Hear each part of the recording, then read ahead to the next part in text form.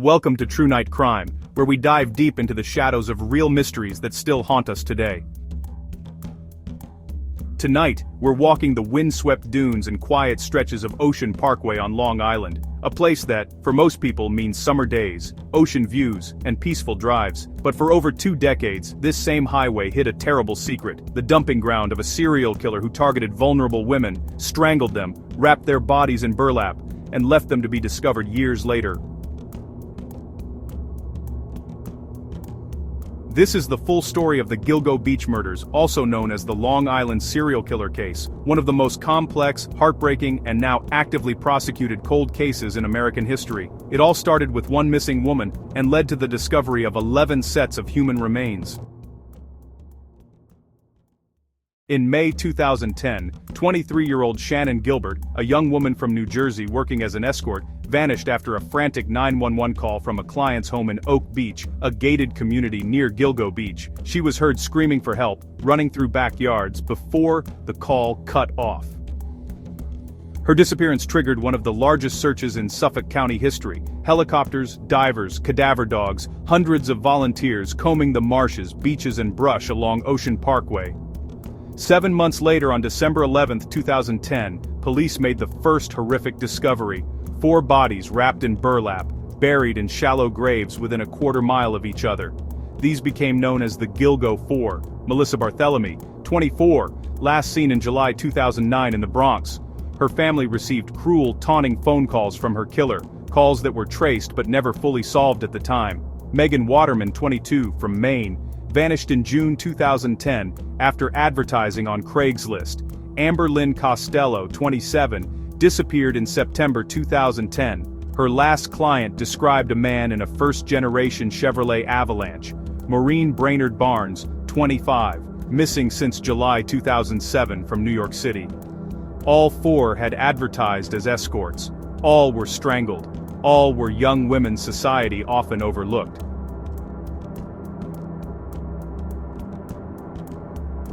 But the search didn't stop. In the spring of 2011, more remains were found scattered along the same highway in nearby areas: partial skeletons, dismembered torsos, even the body of a toddler and her mother. In total, 11 sets of remains were recovered. Several dated back to the 1990s and early 2000s. Victims included Jessica Taylor, 20, missing since 2003, her torso found in Manorville, head and hands never recovered. Valerie Mack, 24, missing since 2000, partial remains linked to Jessica's. Sandra Costilla, 28, killed in 1993, her body found in a wooded area in North Sea, Long Island. And others still unidentified, including a woman known as Asian Doe, whose new facial reconstructions were released in recent years. Some victims had been dismembered with surgical precision, parts moved miles away, a sign of a killer who returned to scenes or tried to confuse investigators.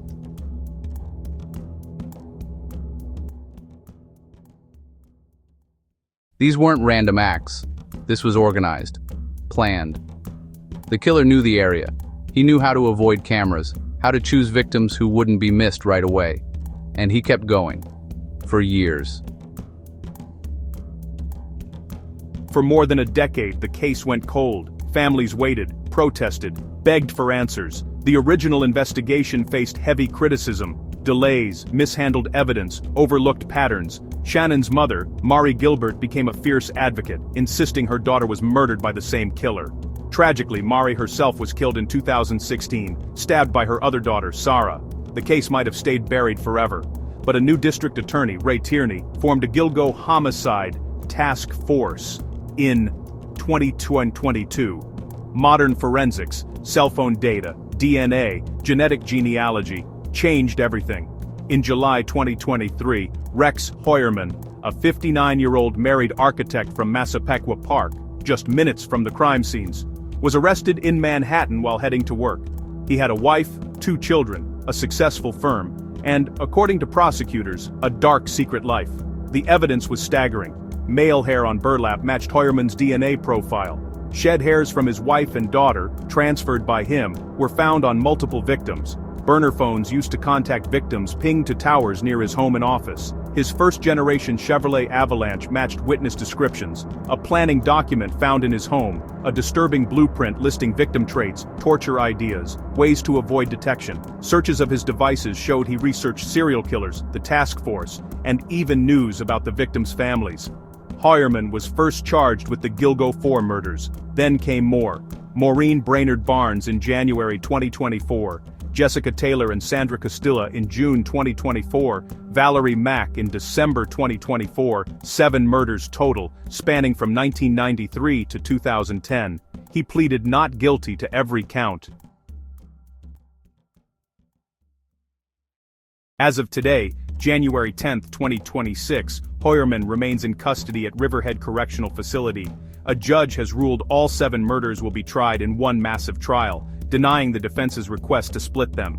Key DNA evidence, including whole genome sequencing from hairs, has been ruled admissible, a first in New York courts. The next court date is just days away, January 13, 2026, where more pre-trial motions will be argued. Prosecutors say they're building toward trial. The defense calls the evidence circumstantial, contaminated, and unproven. A Netflix documentary, Gone Girls, the Long Island serial killer, released in 2025, brought renewed focus, interviewing survivors, families, and showing the human cost behind the headlines.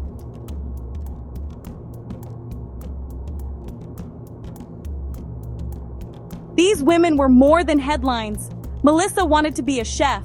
Megan loved her son. Amber was trying to get clean for her family. Maureen was a fighter. They were daughters, mothers, sisters, fighting to survive, and they deserved better than to be discarded like trash along a highway. The Gilgo Beach case exposed so much, the dangers sex workers face every day, how society and systems sometimes fail the most vulnerable, how long justice can take, and how powerful persistent science and renewed investigation can be. But questions still linger. Is Rex Hoyerman responsible for all 11 remains, or are there multiple killers? What about the unidentified victims? Could there be more bodies still hidden along Ocean Parkway? And most hauntingly, how did a man with a seemingly normal suburban life allegedly live this double existence for decades? Hoyerman's estranged wife reached a divorce settlement in 2025. His daughter has publicly said she believes he is guilty. Their world shattered overnight. The trial, when it finally begins, possibly later in 2026, will be one of the biggest in Long Island history. Until then, families wait, victims' memories endure, and the search for full truth continues.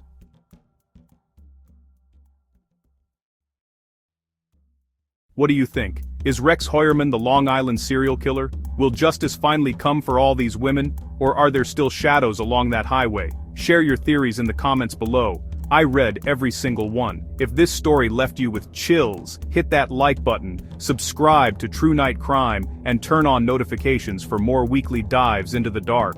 Your support keeps these stories, and the search for justice, alive. Thanks for joining me tonight. Stay safe out there, and we'll uncover another mystery soon. Good night. Welcome to True Night Crime, where we dive deep into the shadows of real mysteries that still haunt us today. Tonight we're venturing into the frozen wilderness of Russia's Ural Mountains, a place of breathtaking beauty and unforgiving cold. This is the story of the Dyatlov Pass incident, the bizarre and tragic deaths of 9 experienced hikers in 1959, a case that has spawned countless theories, from avalanches to aliens, and remains one of the greatest unsolved mysteries of the 20th century.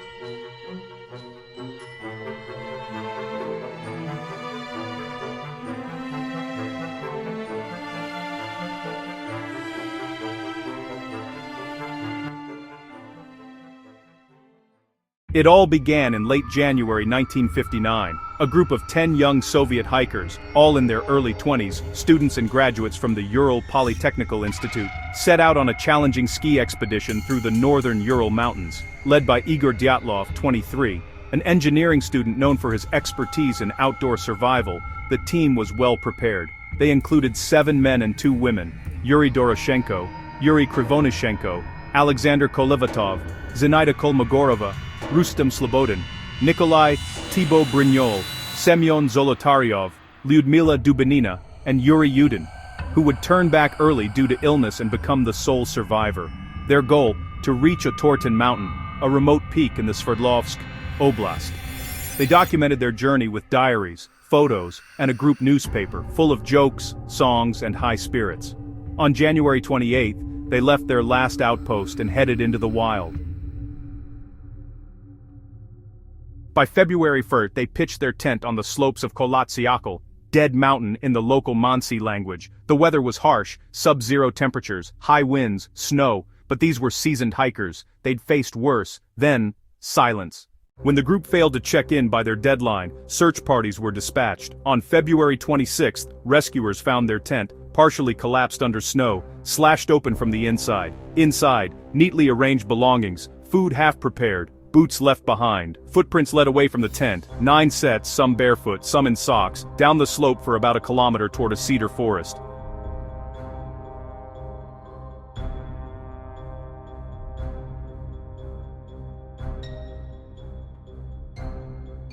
The scene was eerie. No signs of struggle inside the tent.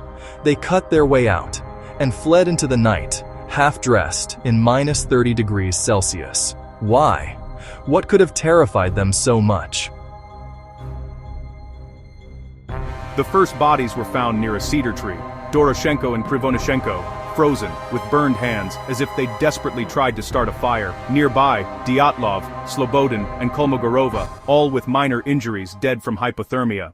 Weeks later, in May when the snow melted, the last 4 were discovered in a ravine 4 meters deep. Kolovatov, Thibaut Brignol, Zolotaryov, and Dubinina. Their injuries were catastrophic: crushed skulls, broken ribs, missing eyes and tongue on Dubinina. No external wounds, but internal trauma like a high-speed car crash. Some clothes showed traces of radiation. The official Soviet verdict: death by an unknown compelling force. The case was classified and buried for decades. Over the years, theories exploded. Avalanche. The slope was gentle, no evidence of snowslide, Yeti or wild animals, no tracks, UFOs. Witnesses reported orange orbs in the sky that night, perhaps military flares or rockets, infrasound from wind causing panic, or a Mansi curse on the dead mountain. Some pointed to secret Soviet weapons tests, the radiation, the lights. Others whispered KGB cover-up. Zolotaryov, the oldest at 38, had a mysterious military past. Perhaps the group stumbled on something classified. Books, documentaries, even a 2013 horror film, Devil's Pass, kept the mystery alive. In 2019, Russian authorities reopened the case, concluding a slab avalanche, wind-packed snow collapsing on the tent, forcing escape. But critics said it didn't explain the injuries or lack of snow evidence.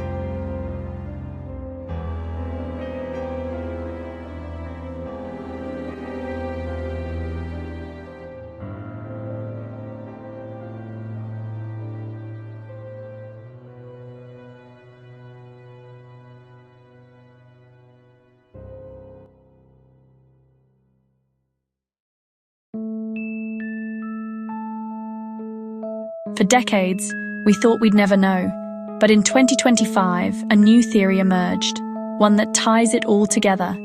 The lights, the radiation, the orderly escape, and a deadly cover-up.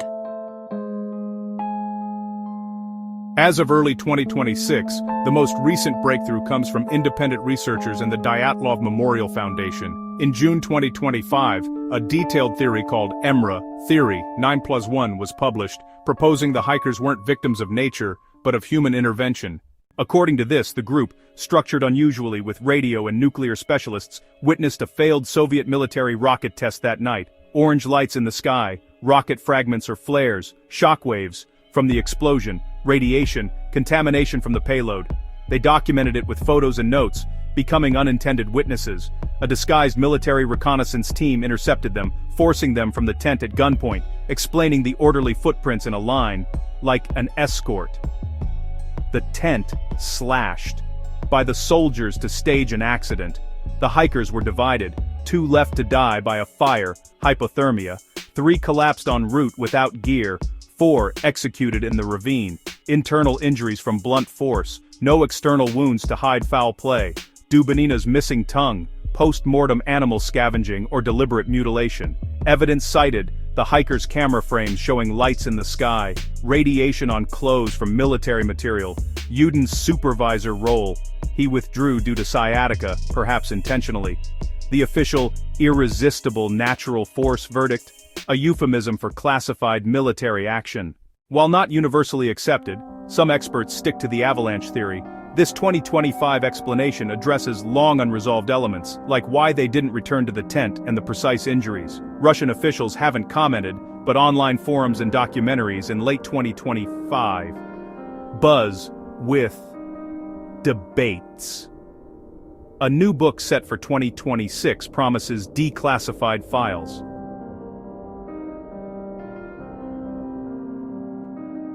The Dyatlov Pass incident endures as a testament to the unknown, nature's fury, human error, or Cold War secrets. 9 young lives cut short in the snow, their final moments a puzzle that may never fully resolve. What terrified them into the night? Avalanche, military hit, or something we can't comprehend? In the silence of the Urals, Dead Mountain still holds its secrets. The wind whispers, but the dead stay silent.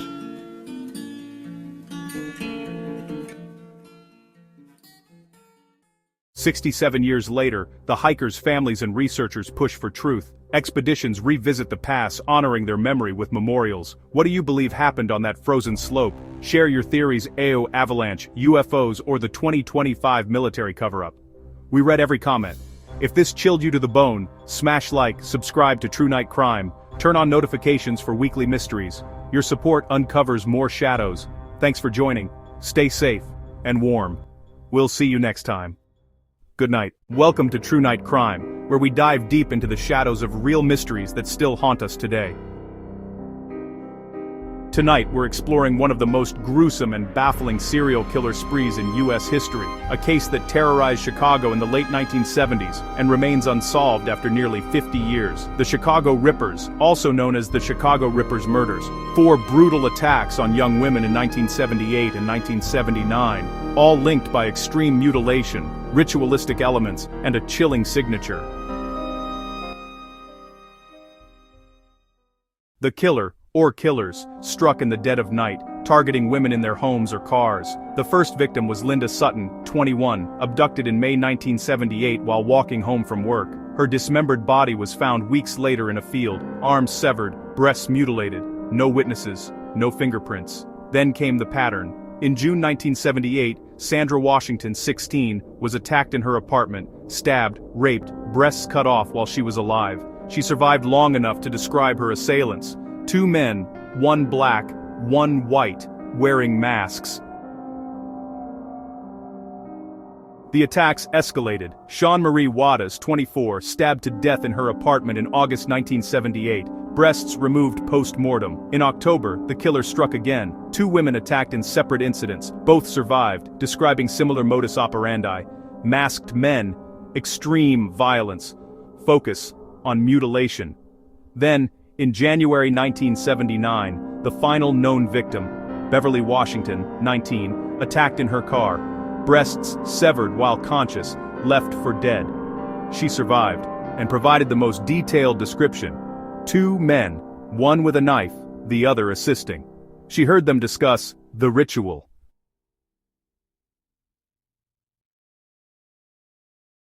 This wasn't random rage. This was deliberate, surgical, almost ceremonial. The way they cut, it was like they were collecting trophies, and they were organized. 2 men working together. We knew we were dealing with something evil.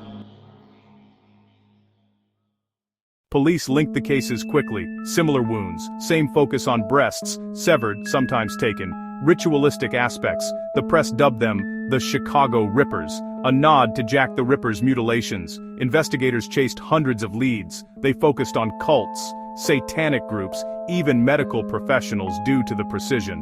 One theory: the killers were part of a small gang or cult performing blood rituals for power or initiation. A major break seemed to come in 1982 when Robin Gecht, a 30-year-old handyman, was arrested after his wife reported him for bizarre behavior. Gecht confessed to the crimes, but then recanted. His accomplice, Edward Spreitzer, also confessed, implicating Gecht and 2 others. Spreitzer was convicted in 1982 for 3 of the murders and sentenced to life. Gecht was convicted in 1983 for the murder of Linda Sutton and sentenced to 120 years, but both later recanted, claiming coercion. The fourth murder, Sandra Washington, was Bar Banamar Siner Wadur Basendawa, was never charged to either. And the survivors' descriptions didn't perfectly match Gecht and Spreitzer. Fast forward decades, the case went cold. Spreitzer died in prison in 2020. Gecht remains incarcerated at Stateville Correctional Center as of 2026, still denying involvement in the full series. But in recent years, new interest surged. In 2024-2025, true crime podcasts and documentaries revisited the case, highlighting inconsistencies, no physical evidence linking Gecht or Spreitzer directly to all scenes, possible coercion in confessions, and the possibility of additional accomplices, or a separate killer. As of early 2026, Chicago PD has not reopened the full investigation officially, but cold case units are reviewing DNA evidence with modern forensic genealogy, the same tech that solved dozens of other Rippers-era cases. Some experts believe the Rippers could be linked to other unsolved mutilation murders in the Midwest during that era. Families of the victims and survivors still seek closure. Beverly Washington, who survived the worst attack, has spoken publicly about living with trauma and the hope that science will finally reveal the truth.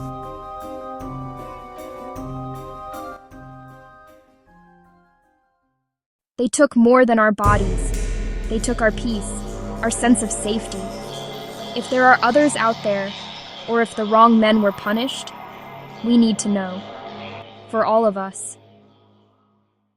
The Chicago Rippers murders remain officially unsolved in full. Convictions stand, but doubt lingers. Was it Gecht and Spreitzer, a larger group, or something darker, a ritualistic killer never caught? The brutality, the mutilations, the silence of the night, it all echoes the worst of human darkness.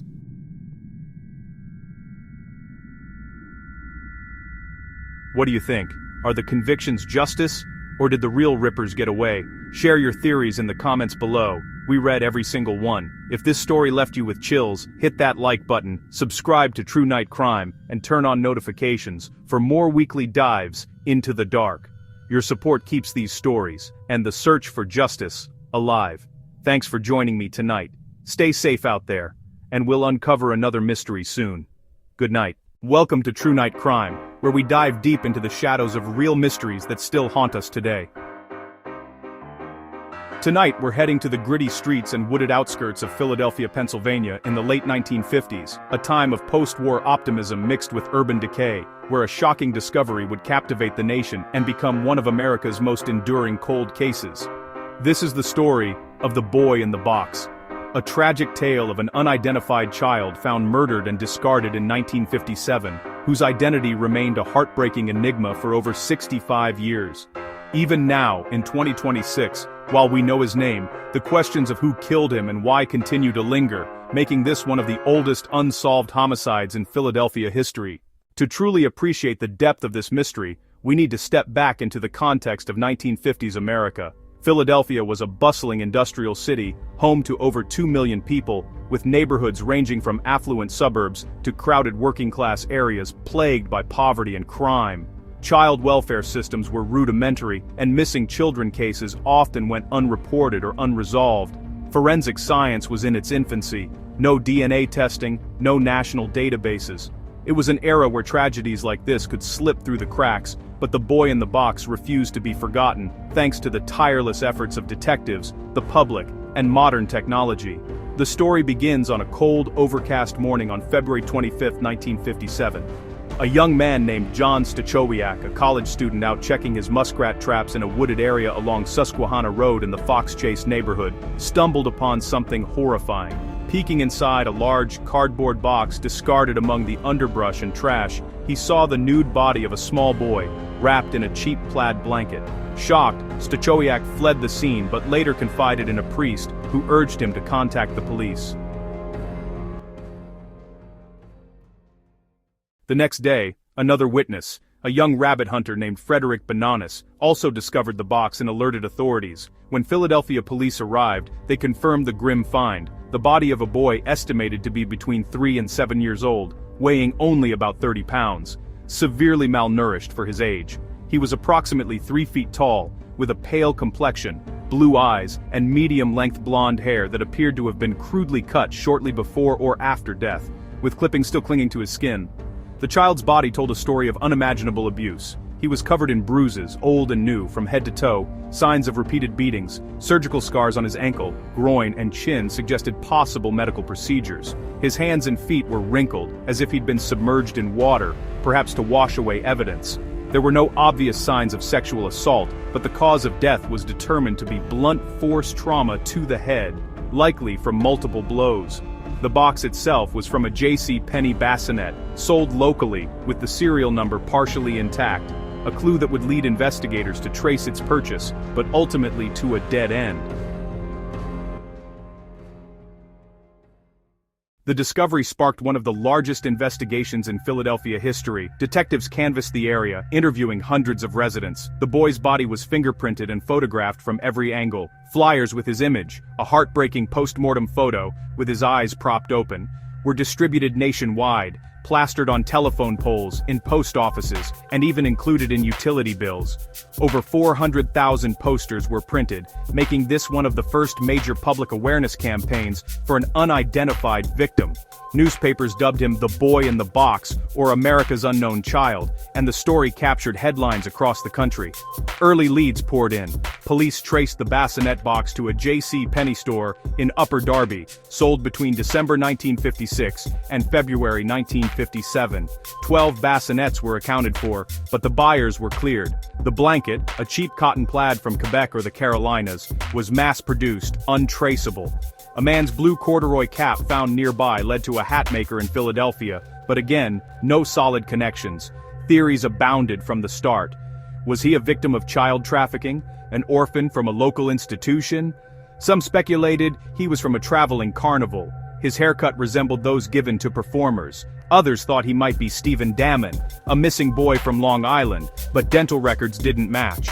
A foster home nearby was raided, revealing malnourished children, but none linked to the boy. As months turned to years, the case grew colder, but public fascination never waned. In July 1957, the boy was buried in a potter's field at Philadelphia's Ivy Hill Cemetery, in a plot donated by a local funeral home. His headstone read, "Heavenly Father, bless this unknown boy." Detectives attended the funeral, hoping the killer might show. Over the decades, the grave became a pilgrimage site, adorned with toys and flowers. The investigation persisted through the 1960s and beyond.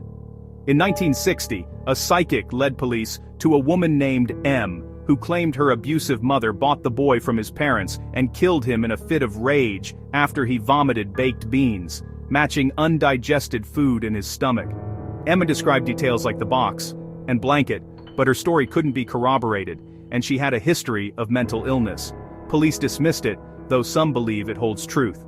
Another lead, Remington Bristow, a medical examiner's employee, obsessed over the case for 36 years. He traced the hat to a woman who said it belonged to her brother-in-law, Jonathan, a carnival worker, but no proof. Bristow even exhumed the body in 1961 for further examination, but found nothing new. The case entered the modern era in the 1990s with the formation of the Vidocq Society, a group of forensic experts who took on cold cases. In 1998, the boy's remains were exhumed again for DNA extraction. Mitochondrial DNA was obtained from a tooth, entered into databases, but no matches for years. Books like The Boy in the Box by David Stout, 2008, and documentaries kept the story alive, speculating on everything from organized crime to accidental death covered up. The breakthrough finally came in the 2020s, thanks to advances in investigative genetic genealogy, the same technique that caught the Golden State Killer. In 2021, Philadelphia police partnered with genealogists at Identifinders International. Using the boy's DNA, they built a family tree identifying distant relatives. After months of tracing branches, they pinpointed siblings and confirmed through testing. On December 8, 2022, authorities announced his name, Joseph Augustus Zarelli, born January 13, 1953, in West Philadelphia. Joseph came from a prominent local family. His parents were deceased, but living siblings were unaware of his existence, suggesting he was born out of wedlock or given up. Police withheld parents' names to protect privacy, but confirmed Joseph lived in a crowded row house in a working-class neighborhood. The identification was a monumental moment, but it didn't solve the murder. Joseph's death is still classified as a homicide, and the investigation remains active. Police have suspicions about family members or caregivers but need more evidence. Tips continue to trickle in, with over 100 since 2022. As of January 2026, nearly 69 years after his discovery, the case has seen poignant developments. On what would have been Joseph's 73rd birthday, January 13, 2026, the Vidocq Society unveiled a nationwide initiative to identify all unidentified child murder victims in America, inspired by his story. Annual tributes at his gravesite, now marked with his full name and photo, draw crowds with flowers, toys, and prayers.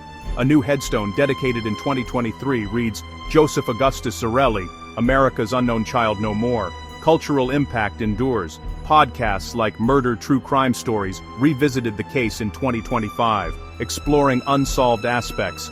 Books and a planned Netflix series in 2026 delve into the genealogy breakthrough. Paranormal enthusiasts claim Joseph's spirit haunts the discovery site, with reports of childlike apparitions in Fox Chase Woods. Yet, the killer's identity eludes us. Was it abuse by parents, a neighbor, an accident covered up? Police hope advanced forensics, perhaps retesting the blanket or hair samples, will provide the final piece. The boy in the box, now Joseph, symbolizes lost innocence and the fight for justice, a child discarded like trash, but remembered by a nation. His story urges us to protect the vulnerable and never stop seeking truth. What do you think happened to Joseph? Family secret? Stranger abduction? Share your theories. We read them all. If this chilled you, subscribe, turn on notifications. Your support uncovers more mysteries. Thanks for joining. Stay safe. Good night. Welcome to True Night Crime, where we dive deep into the shadows of real mysteries that still haunt us today. Tonight we're stepping back over a century to the quiet heartland of America, the small town of Villisca, Iowa, in 1912. This is the story of the Villisca Axe murders, a savage overnight slaughter that wiped out an entire family and 2 young guests, turned a peaceful home into a blood-soaked crime scene, and left a community gripped by fear. Over 112 years later, it remains one of the most infamous unsolved massacres in U.S. history, inspiring ghost stories, documentaries, and endless speculation about who wielded the axe that night. To fully grasp the terror of what happened in Villisca, we need to understand the era and the town. In the early 1900s, Iowa was a patchwork of rural farming communities, where life moved at the pace of horse-drawn wagons and church bells. Villisca was a modest village of about 2,500 people.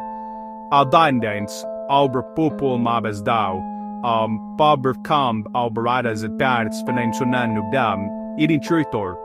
Dorn's case were left unlocked, and violent crime was almost unheard of. The railroad brought some outsiders through, but it was mostly a tight-knit world of farmers, merchants, and families attending Sunday services at the Presbyterian Church. The Moore family was at the center of this community.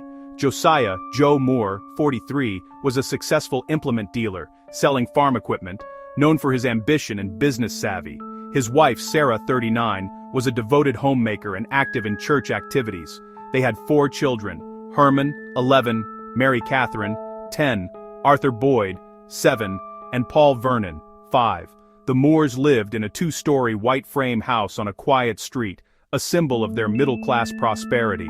On the evening of June 9, 1912, a Sunday, the Moores attended a Children's Day program at the Presbyterian Church. It was a joyful event. Recitations, songs, and a picnic atmosphere. Joining them were 2 young guests, Ina Mae Stillinger, 12, and her sister Lena Gertrude Stillinger, 8, daughters of a neighboring farmer. The girls had been invited for a sleepover with the Moore children. The family left the church around 9:30 p.m., walking home under the stars. Neighbors later recalled seeing lights in the house until about 10 p.m.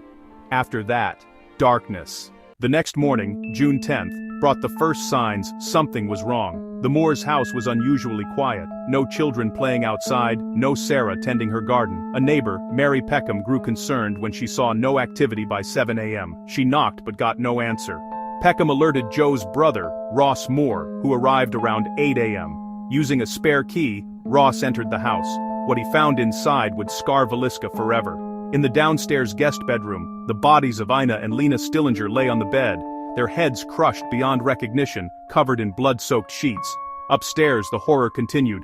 Joe and Sarah Moore in their bed, faces pulverized, the 4 children in their rooms, all bludgeoned to death while they slept. Blood spattered the walls, ceilings, and floors. The murder weapon, an axe belonging to Joe Moore, usually kept in the barn, was found leaning against the wall in the guest room, partially wiped clean, but still smeared with blood and hair. Autopsies revealed the killer had struck each victim multiple times with the blunt side of the axe, delivering crushing blows to the head. Joe Moore had over 30 wounds. The children showed signs of defensive injuries, suggesting some woke during the attack. Lena Stillinger had a gash on her arm, as if she'd raised it to shield herself. There were no signs of sexual assault, but the scene was staged oddly. Mirrors and windows covered with clothing, doors locked from inside, a plate of uneaten food left in the kitchen with a slab of uncooked bacon nearby. The murders happened between midnight and 5 a.m., based on rigor mortis. The killer had entered quietly, perhaps through an unlocked door, and methodically moved through the house, starting upstairs with the parents to eliminate the greatest threat. The Stillingers downstairs were killed last. After the deed, the perpetrator lingered, washing blood off in a basin, eating a meal. The axe was left as a taunt. News spread like wildfire. By noon, hundreds of curious townsfolk had trampled through the house, contaminating the crime scene before proper investigators arrived. The sheriff and a hastily formed posse searched barns and fields, but found no trace of the killer. Bloodhounds were brought in, but heavy rain the previous night had washed away scents. Suspects emerged almost immediately. The most prominent was Reverend George Kelly, a traveling preacher who had attended the Children's Day program. Kelly was eccentric, with a history of mental illness and peeping Tom behavior. He left Valiska on an early train the morning after the murders and later confessed twice to the crime, describing details only the killer would know. But his confessions were rambling, inconsistent, and possibly coerced. Tried twice, he was acquitted in 1917 due to lack of evidence. Other suspects included Frank F. Jones, a state senator and business rival of Joe Moore. Joe had left Jones's employ to start his own successful dealership, taking clients with him. Rumors said Jones hired a hitman, perhaps William Blackie Mansfield, a drifter linked to similar axe murders across the Midwest. Mansfield was arrested in 1916 but released for lack of evidence. His alibi held. Then there was Henry Lee Moore, no relation, a serial killer convicted of axe murders in Missouri and Illinois around the same time. His methods matched. Families killed in bed, axe left at scene, but no direct link to Valiska. Transient workers, jealous lovers, even a theory of a murder tourist riding the rails, all were considered. The Midwest saw a string of axe murders from 1911 to 1912 in Colorado Springs, Paola, Kansas, Ellsworth, Kansas, and others. Some believe a single itinerant killer was responsible, moving by train. The investigation was a mess. No fingerprints taken, technology was new, evidence mishandled, rewards unclaimed.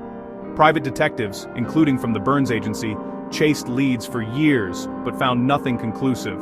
The case went cold by the 1920s, though spiritualists and mediums claimed to contact the victims' spirits. The Moore house became a macabre landmark. Bought and sold multiple times, it's now the Valiska Axe Murder House, a museum and overnight stay attraction for true crime enthusiasts and ghost hunters. Paranormal investigators report EVPs, apparitions, and cold spots.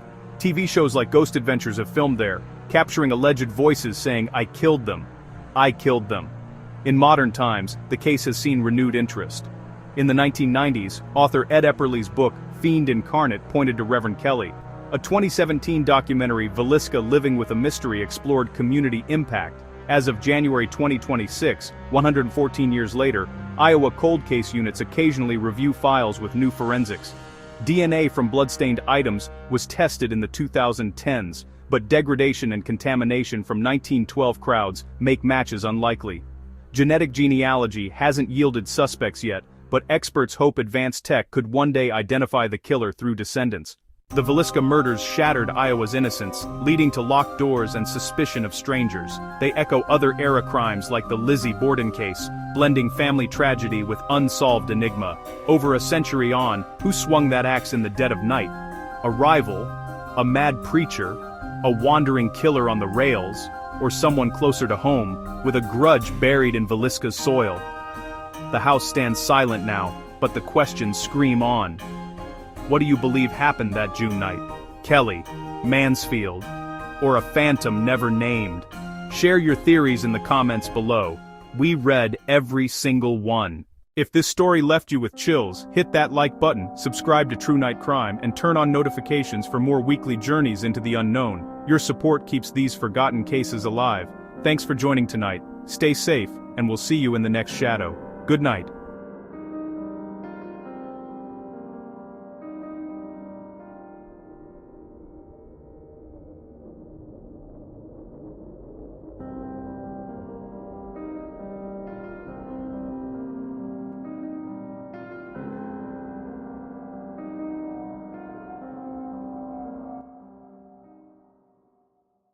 Welcome to True Night Crime, where we dive deep into the shadows of real mysteries that still haunt us today.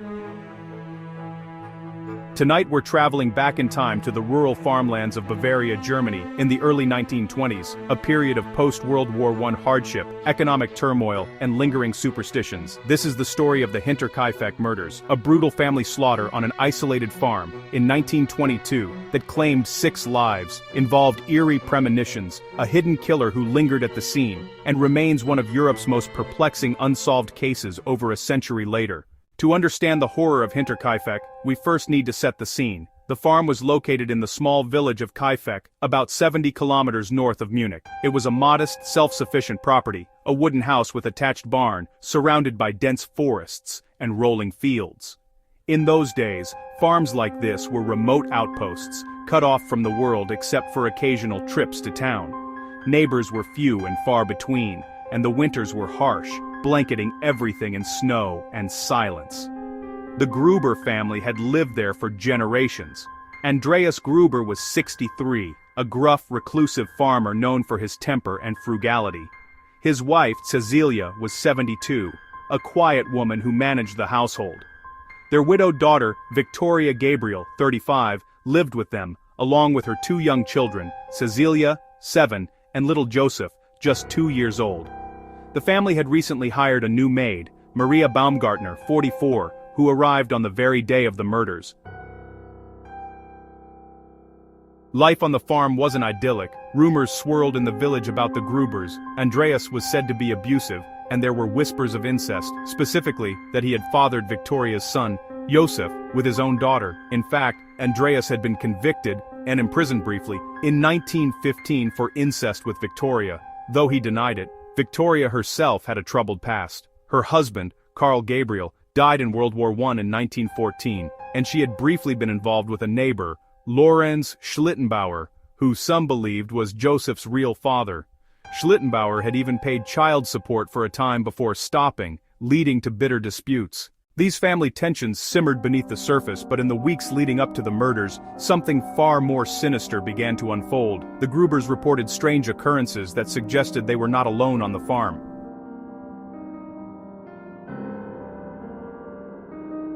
It started in early March 1922. Andreas noticed fresh footprints in the snow leading from the forest directly to the barn, but none leading away.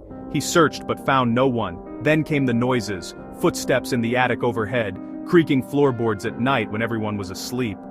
Andreas investigated the attic but discovered nothing, except a newspaper that didn't belong to the family, as if someone had been living up there, reading in secret. The family's previous maid, Crescens Rieger, had quit 6 months earlier, claiming the farm was haunted. She heard voices, footsteps, and felt watched. Andreas dismissed it all as nonsense, but the disturbances escalated.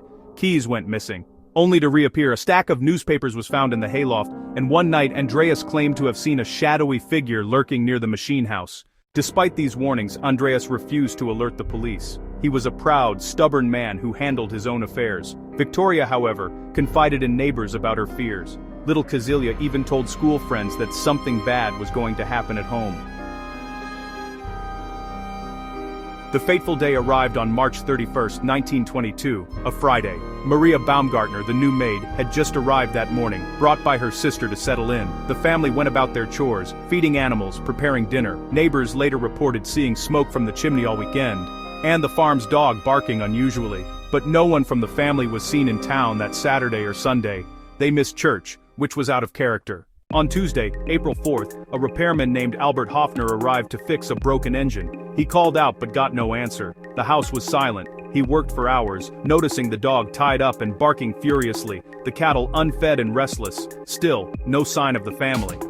Hoffner left, without investigating further. Later that day, concerned neighbors, including Lorenz Schlittenbauer, decided to check on the Grubers.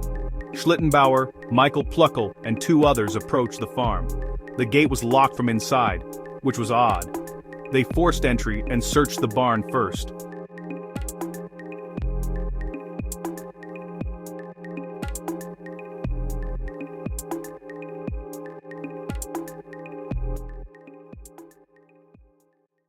What they found was a scene of unimaginable horror. In the barn, 4 bodies lay piled in a bloody heap, partially covered with hay. Andreas, his wife Kazilia, daughter Victoria, and granddaughter Kazilia, all had been bludgeoned to death with a mattock, a pickaxe-like farm tool.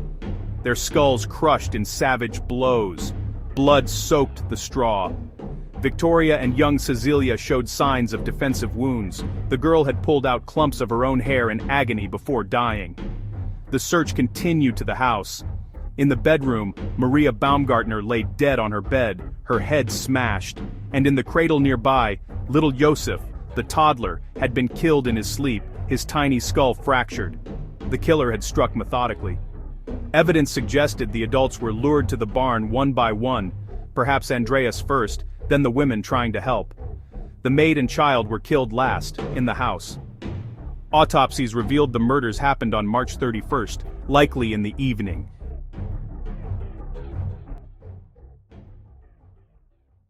But here's where the case turns truly chilling. The killer didn't flee. Signs showed someone had stayed on the farm for days after the slaughter. The cattle had been fed, fresh hay laid out. Smoke rose from the chimney. The murderer had lit fires, cooked meals from the family's stores, even eaten their bread.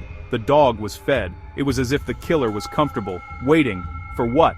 Police arrived quickly, but the investigation was flawed from the start. The crime scene was contaminated, neighbors trampled through, even removing items. Heads were severed for autopsy and lost for decades. No fingerprints were taken properly. Forensics were primitive in 1922 rural Germany. Suspects abounded. Lorenz Schlittenbauer was prime. He knew the family intimately, had disputes over Josef's paternity, and led the discovery party. He handled the bodies oddly, claiming to check for life. His footprints matched those in the snow, but alibis held, and no hard evidence. Others, Carl Gabriel, Victoria's dead husband, rumors he survived the war and returned for revenge, or the previous maid's husband, seeking payback. Vagrants, robbers, though nothing valuable was stolen, money and gold were left behind. Theories ranged from personal vendetta to occult rituals. Some whispered of a phantom killer haunting the woods. In 1923 the farm was demolished, but bones and the murder weapon were found in the rubble, a mattock belonging to the Grubers. Over the decades the case faded but never died. In the 1980s German police cadets studied it as a cold case exercise, concluding Schlittenbauer was the likely killer, but he died in 1941, beyond prosecution. Modern forensics in the 2000s re-examined surviving evidence, the mattock, clothing fragments. DNA testing was limited, but in 2017, a documentary suggested a new angle. Perhaps Andreas himself was the killer in a family murder-suicide, but that ignores the post-murder activity.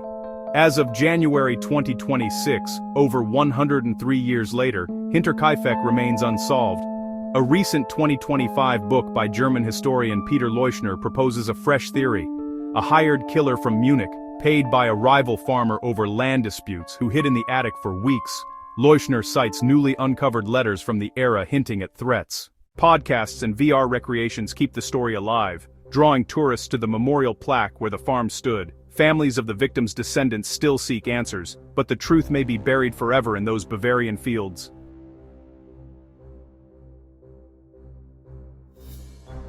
The Hinterkaifeck murders remind us how isolation breeds vulnerability, and how one night of terror can echo through history. A family erased, a killer who vanished, or hid in plain sight. What do you think happened on that farm? Schlittenbauer, a vagrant, or something supernatural? Share your theories in the comments below. We read every single one. If this story left you with chills, hit that like button, subscribe to True Night Crime, and turn on notifications for more weekly journeys into the unknown. Your support keeps these forgotten cases alive. Thanks for joining tonight, stay safe, and we'll see you in the next shadow. Good night. Welcome to True Night Crime, where we dive deep into the shadows of real mysteries that still haunt us today. Tonight, we uncover a chilling tale from the sun-drenched shores of Cape Cod, the enigma of the Lady of the Dunes. In 1974, a gruesome discovery in the rolling sand dunes turned a summer paradise into a scene of horror. Who was this woman, brutally murdered and left to the elements, and why did it take nearly 50 years to even learn her name? Join me as we sift through the sands of time for answers that still slip away.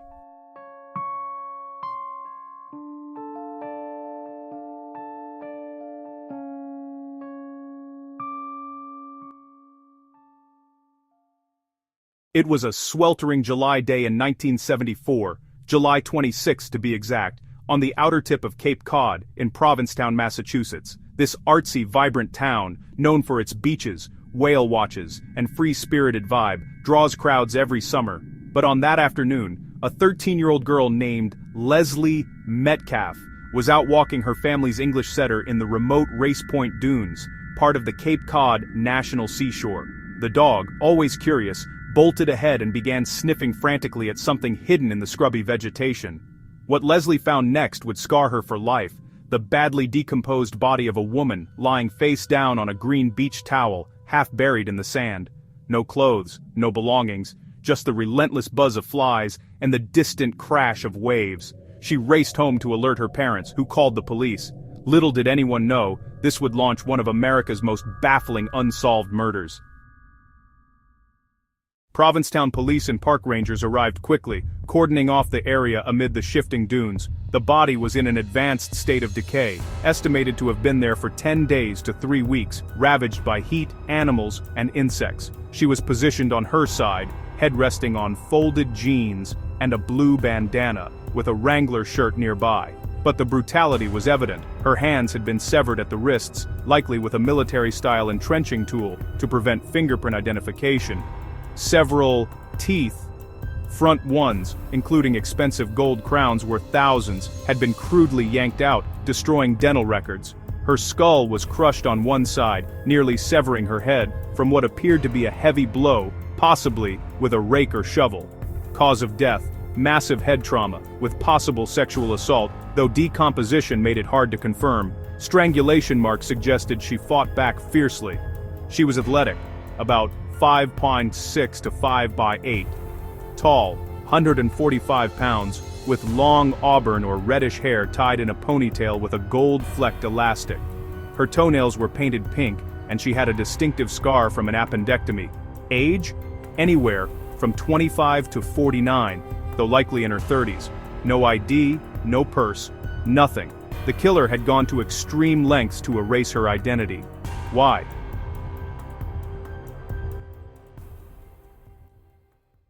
The scene itself told a story of calculation. The body was dragged about 150 feet from a nearby dirt road, hidden in a depression among beach grass and pine trees, about a mile from the nearest pavement.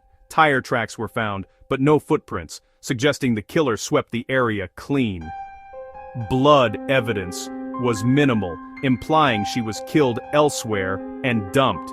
The towel under her was from a motel, but untraceable. Investigators combed the dunes for her missing hands and teeth, but found nothing. They were likely disposed of in the ocean or buried deep. The case hit the papers hard, with the victim dubbed the Lady of the Dunes for her lonely resting place. Police distributed sketches and descriptions far and wide, but leads dried up fast. Who vacations on Cape Cod and vanishes without a trace? In a tourist hotspot like Provincetown, with thousands flocking in summer, she could have been anyone. A local, a visitor, even a hitchhiker, but no missing persons reports matched. As the investigation unfolded, forensic experts pieced together what they could. Her hair suggested she might have been stylish, perhaps a dancer or athlete given her toned build. The dental work, 3 gold crowns and New York-style fillings, hinted at someone from the Northeast, maybe affluent enough for quality care. Police checked dental associations across the US and Canada, but without the removed teeth, it was futile. They even exhumed her body in 1980 for more tests, and again in 2000, to create a clay facial reconstruction. These busts, eerie and lifelike, were paraded in media, but still no hits. One bizarre theory emerged early. Could she be an extra from the movie Jaws, filmed nearby on Martha's Vineyard in 1974? A scene shows a woman with a blue bandana similar to the one at the scene. In 2015, author Joe Hill, son of Stephen King, noted the resemblance after spotting an extra in footage. Police investigated, but Universal Studios had no records of extras' names. It was a long shot, but it kept the case alive in pop culture.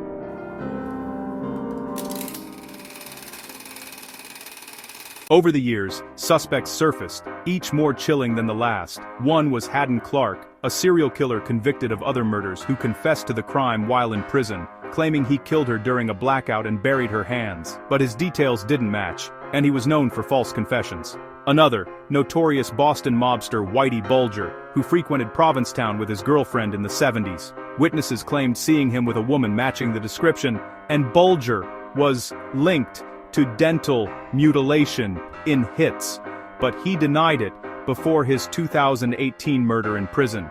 Then there was Tony Chop Chop Costa, a local carpenter and serial killer who murdered and dismembered women in the late 60s in nearby Truro. He was in prison by 1974 and suicided that year, but some speculated a copycat or accomplice. Costa's methods, severing body parts, were eerily similar. Police dug up areas based on tips, but nothing. The case went cold, but dedicated sleuths kept digging.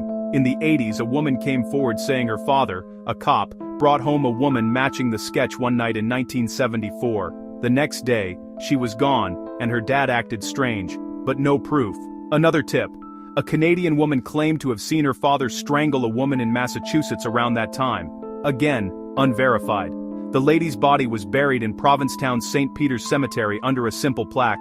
Unidentified female body, found, Race Point Dunes, July 26, 1974. For decades, locals left flowers, wondering about her story. Then, in the 2010s, advances in DNA technology reignited hope. In 2014, her remains were exhumed again for DNA extraction. But databases yielded no immediate matches.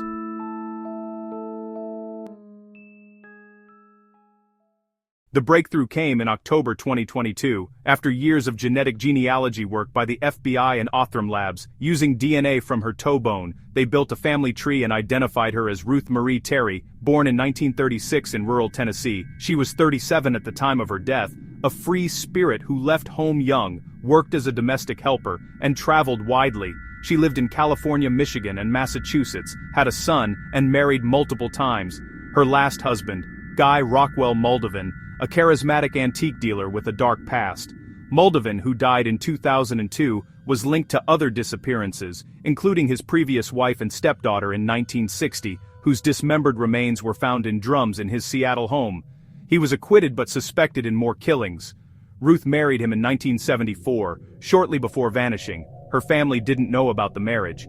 In 2023, Massachusetts authorities named Moldovan the prime suspect, believing he killed her during a trip to Cape Cod, possibly over a domestic dispute. But with him dead, closure remains elusive. Was it him, or someone else from her transient life? Ruth's identification brought bittersweet relief. Her son, Richard Terry, learned of her fate decades later and helped rebury her in Tennessee. But the killer's identity and motive linger in the dunes. Theories persist. Was she a victim of organized crime, a random attack, or intimate partner violence? The case highlights how forensic genealogy is cracking cold cases, but also the horrors that hide in plain sight. Cape Cod's beaches still draw tourists, but for some, the lady's shadow never fades. If you have any thoughts or leads, drop them in the comments. And if this chilled you to the bone, hit that like button, subscribe for more mysteries, and comment below. Until next time, stay vigilant in the shadows.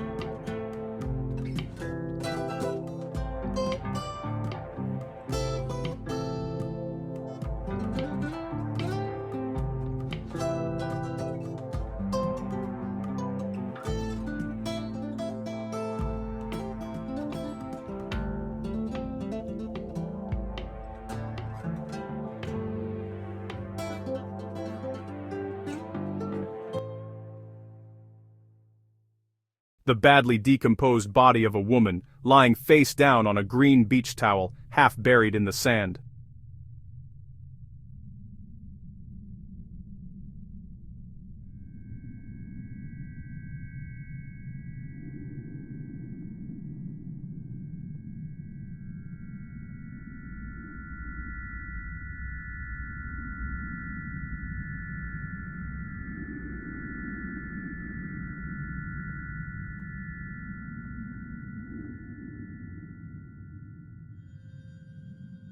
Several teeth, front ones, including expensive gold crowns worth thousands, had been crudely yanked out, destroying dental records. One bizarre theory emerged early. Could she be an extra from the movie Jaws, a woman with a blue bandana similar to the one at the scene? They even exhumed her body in 1980 for more tests, and again in 2000 to create a clay facial reconstruction. Her son, Richard Terry, learned of her fate decades later and helped rebury her in Tennessee. Over the years, suspects surfaced, each more chilling than the last. Welcome to True Night Crime, where we dive deep into the shadows of real mysteries that still haunt us today.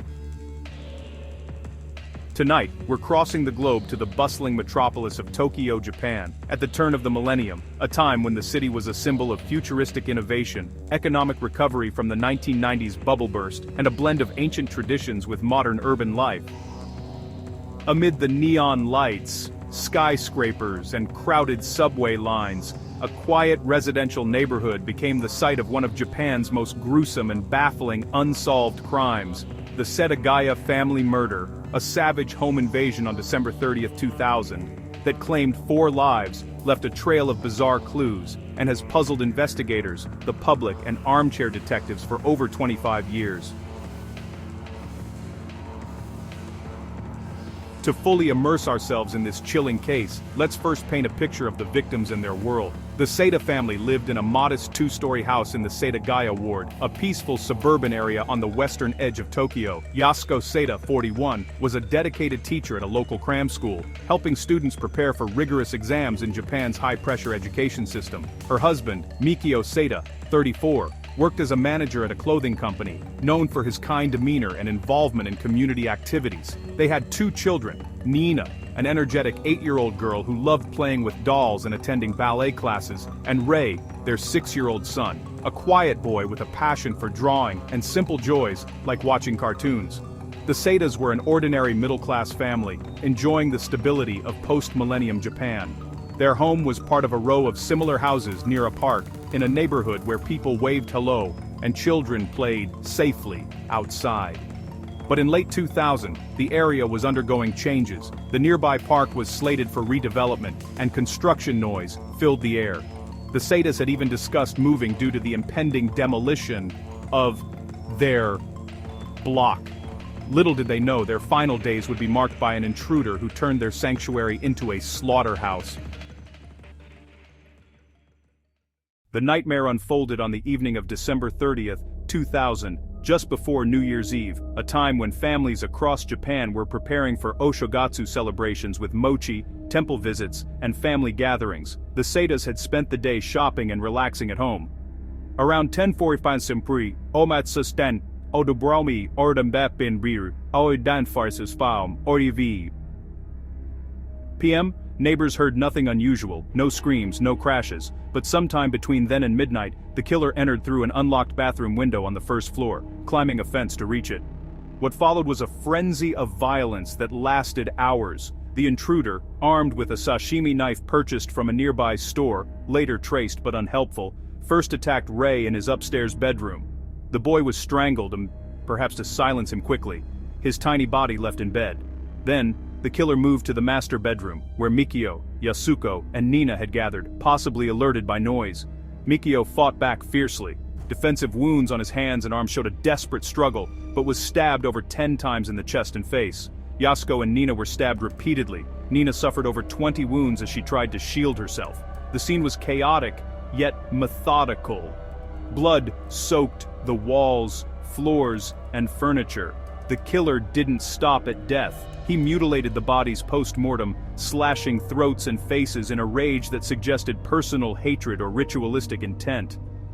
After the killings, the intruder didn't flee. Instead, he lingered for up to 10 hours, an eternity in a crime scene. He used the family's computer to browse the internet, visiting a theater site in the company's page where Mikio worked.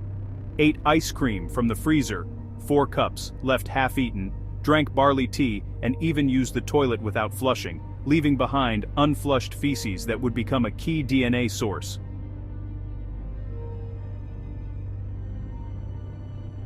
He rifled through drawers, scattering papers and family photos, but stole nothing valuable, only some cash and documents. He treated a wound on his hand with the family's first aid kit, leaving bloody bandages. He napped on the sofa, using pillows stained with blood. Around 1:18 a.m., the computer logged activity again, perhaps checking news or emails. By morning, around 10 a.m. on December 31st, the killer finally left through the front door, vanishing into the New Year's crowds. The bodies were discovered that afternoon when Yasuko's mother, who lived next door, grew worried about the silence. She entered and found the horror: her daughter, son-in-law, and grandchildren lifeless in pools of blood. Police were called immediately, but the scene was already hours old. The investigation became one of Japan's largest ever, involving over 280,000 officers and costing millions. Tokyo Metropolitan Police set up a special task force, interviewing thousands. Key evidence: the killer's DNA from blood, sweat, and feces. Type A blood, male, with mixed Asian and European ancestry, later specified as likely half Japanese, half European, or Mediterranean. Fingerprints matched no databases. Clothing left behind: a hip bag, sweater, gloves, scarf, and sneakers. Size 27.5 centimeters, about US 9.5. All traced to mass-produced items sold in Tokyo stores, but no buyer identified. Sand from the Kanto region was found in the hip bag, along with fluorescent dye used in construction, hinting at a laborer or student. The knife was a common sashimi blade from a chain store. No motive emerged, no robbery, no sexual assault, though some speculate psychological motives. The family had no known enemies. Mikio's work was mundane, Yasuko's teaching uncontroversial. Suspects were plentiful but cleared: a neighbor with a grudge over noise, dismissed; a former student of Yasuko's with mental issues, alibi solid; even international leads. The killer's DNA didn't match global databases. But in 2005, a South Korean man confessed falsely. In 2015, police released an age-progressed sketch showing a man in his 40s, 50s. Public fascination exploded. The case inspired books, TV specials, and manga. In Japan, where crime rates are low, it shattered illusions of safety. Families installed better locks. Neighborhoods formed watch groups. The Setagaya Ward erected a memorial plaque, and annual vigils honor the victims. Crazy fan theories abound online, especially on forums like 2chan and Reddit. Some claim the killer was a Yakuza hitman botched a job, the lingering to send a message. Others suggest a foreign spy. The mixed DNA points to a North Korean agent infiltrating for espionage, panicked after discovery. Wilder ones, a time traveler from the future, explaining the odd behavior and untraceable origins. He used the computer to check timelines. Supernatural angles, a vengeful Onryo, ghost, possessing a passerby, drawn to the house's cursed location near an old execution ground. Even alien abduction theories: the lights reported nearby that night were UFOs, and the murders a cover-up. More grounded speculation: a homeless man or construction worker hiding in the park, snapping in a psychotic break, or a stalker obsessed with Nina, escalating from peeping to invasion. As of January 2026, over 25 years later, the case remains open, with a 20 million yen reward. Tokyo police review tips annually, and in 2025, they used AI to enhance the age-progressed sketch, distributing it via apps and social media. Genetic genealogy, successful in US cases, is being explored, though Japan's privacy laws slow progress. In late 2025, a podcast, Shadows of Setagaya, revealed alleged new DNA matches to distant relatives in Europe, hinting at the killer's paternal line, but unconfirmed. The Sato's extended family advocates tirelessly, pushing for justice. Yasuko's sister speaks annually, "We won't forget." The house, demolished in 2001, is now part of a park, a quiet reminder amid Tokyo's rush.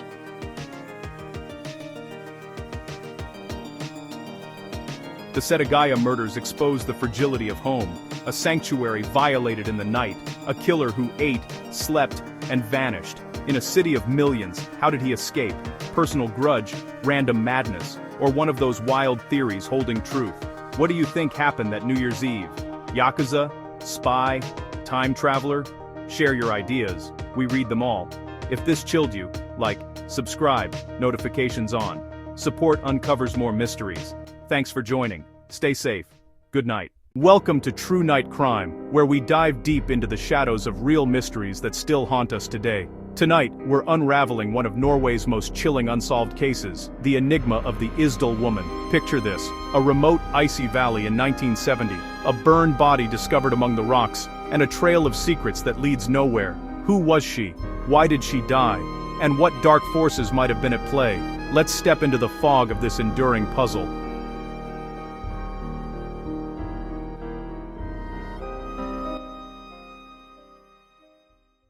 It all began on a crisp Sunday morning, November 29, 1970, in the rugged foothills of Mount Ulriken, just outside Bergen, Norway. This area, known as Isdalen, or Ice Valley, has a grim nickname, Death Valley. It's a place infamous for suicides and fatal hiking accidents, where the wind howls through the pines and the terrain turns treacherous. On that day, a university professor and his 2 young daughters were out for a family hike, seeking some fresh air amid the stark beauty of the landscape. But what they stumbled upon would shatter the peace forever.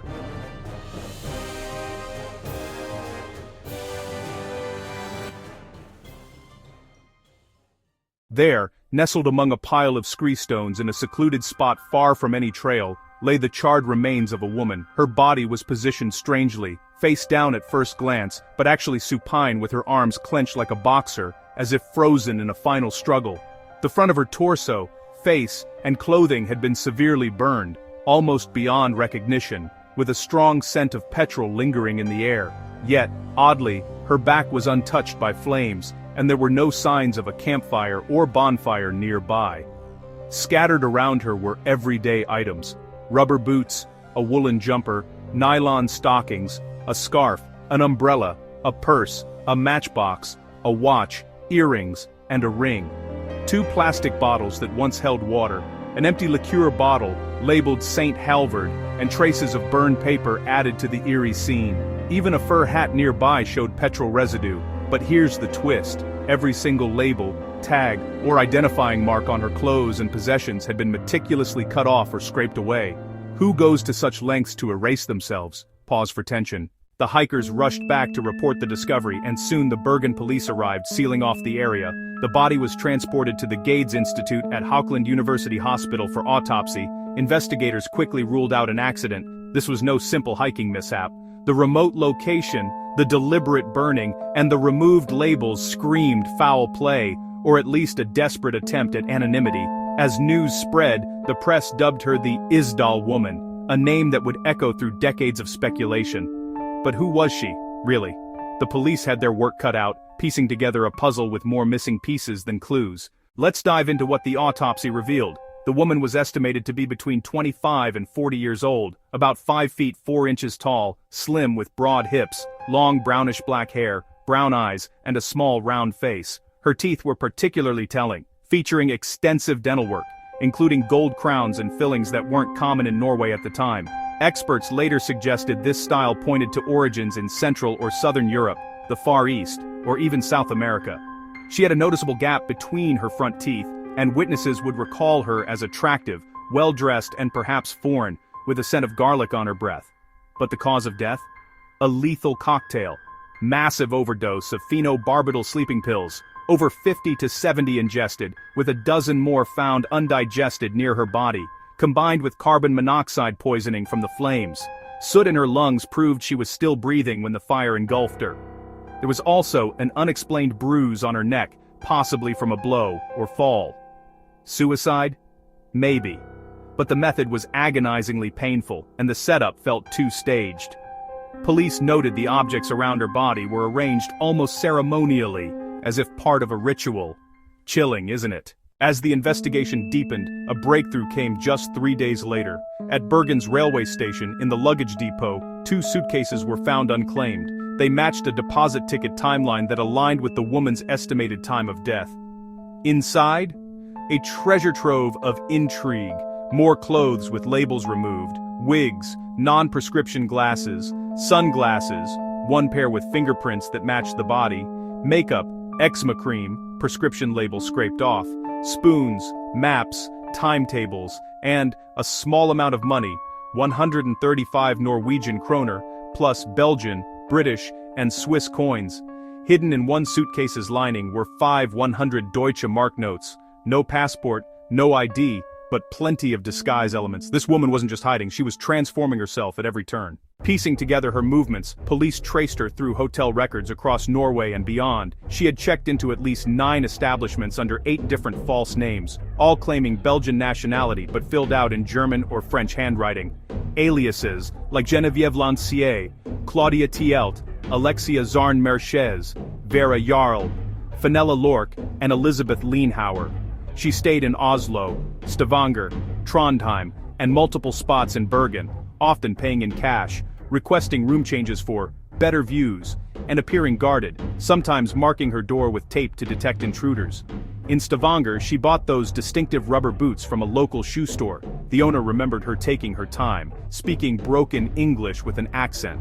Hotel staff described her as elegant, self-assured, wearing wigs and makeup, speaking Flemish, German, or accented English. One waitress noted her winking confidently, but she seemed paranoid, rarely leaving her room and eating alone. Witnesses spotted her in cafes, and one fisherman recalled seeing her near a military site in Stavanger, where secret penguin missile tests were happening. Coincidence?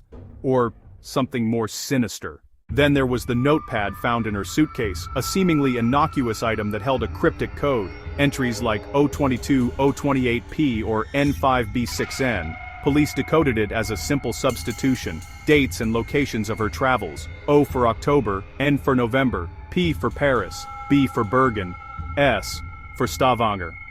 It mapped her path, from Paris to Oslo in March, back through Norway in October and November, with stops in Trondheim and Stavanger. She flew from Paris to Stavanger on October 29th, likely under yet another alias. But why the code?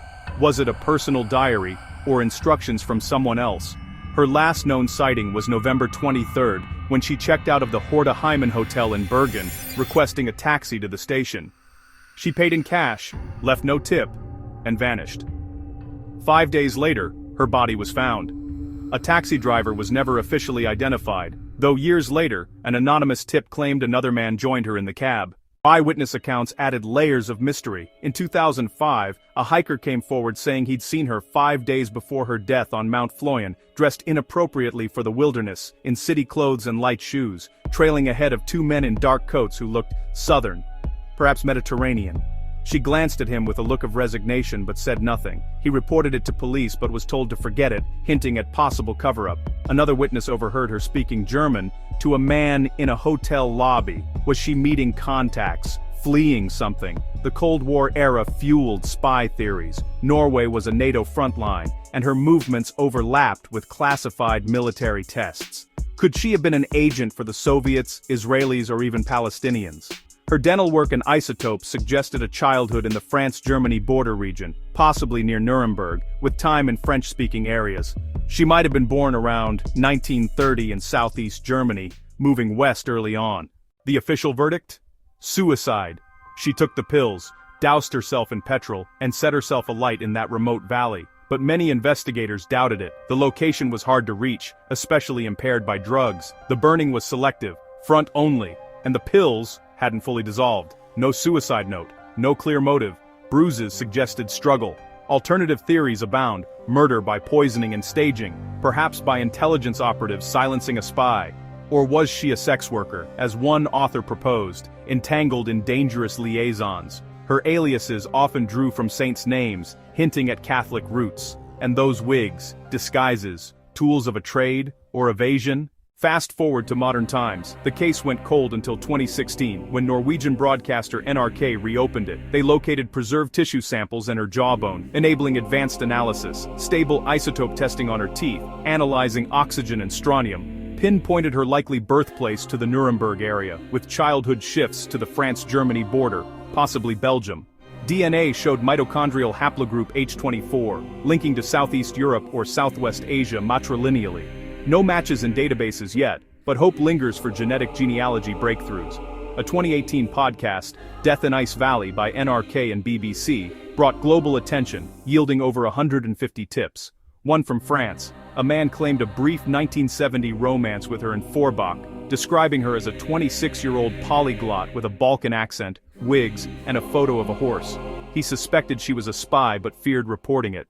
Even more explosive, a 2023 report linked her to Swiss banker François Genoud, a notorious Nazi collaborator who funded Palestinian militants like Wadi Haddad. Their Paris stays overlapped in 1970, and her travels might tie to anti-Israel operations, including heavy water shipments or hijackings. Genoud's Belgian ties, forged passports, and terrorist financing fit her profile. Was she a courier or agent for him? Norwegian intelligence allegedly stonewalled probes into her Paris and Swiss connections, suggesting a cover-up. If true, her death could have been an assassination to protect secrets. Despite all this, the Isdal woman remains unidentified, her grave unmarked in Bergen's Millendal Cemetery, buried in a zinc coffin after a quiet Catholic ceremony, with police in attendance, flowers laid in hope of future kin. Her story is a web of aliases, codes, and shadows, a reminder that some truths stay buried in the ice. Was it suicide born of despair, murder to silence a spy, or something lost to time? The valley still whispers her secrets, but answers elude us. If you have thoughts or leads, share them below. Maybe together we can crack this frozen enigma. If this chilled you, like, subscribe, notifications on. Support uncovers more mysteries. Thanks for joining. Stay safe. Good night. Welcome to True Night Crime, where we dive deep into the shadows of real mysteries that still haunt us today. Tonight, we journey to the rolling hills of Tuscany, Italy, for a tale of terror that spanned nearly 2 decades, the monster of Florence. From 1968 to 1985, a ruthless serial killer stalked lovers' lanes, murdering couples in cold blood and mutilating their bodies in a grotesque ritual. 8 double homicides, 16 victims, and a web of suspects that led to convictions, acquittals, and endless conspiracy theories. Was it a lone sadist, a Sardinian clan, or something even darker?